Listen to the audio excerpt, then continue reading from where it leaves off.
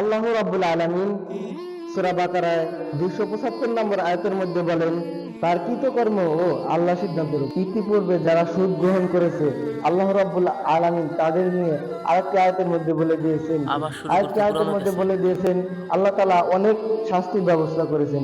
আমাদের তাহলে সুদ গ্রহণ করা যাবে না। আবার আমরা শুনে কি আগে আলোচনা তাই লাগিয়ে দিছি। শেষে আল্লাহ রাব্বুল নামাজটা শেষ আলামিনের হয়ে কাছে যাক, আমরা তারপর তওবা করে নেব। যাই হোক, আমরা সবাই মোবাইল ফোন বন্ধ রাখি, দাঁড়িয়ে কাটা চলে যাবে। এই মসজিদের কমিটি যারা আছে বসে যাবেন, গুরুত্বপূর্ণ আলোচনা আছে। তো আপনারা আগামী সপ্তাহে নিয়ে কি চিন্তা করছেন? না, ইমান সাহেবের ব্যাপারটা আমার একদম ভালো লাগতেছে না। দিন দিন খালি হে বাজে আলোচনা করতেছে। আপনাদের কাছে কি ভালো মনে হচ্ছে? আলোচনা নিয়ে আমারও কমপ্লেন আছে। আমি তাকে বারবার বলছি এই সুদ ঘুষ নিয়ে আলোচনা করবেন না, তারপরও তিনি প্রতি জুমায় এই সুদ ঘুষ নিয়ে আলোচনা করেন।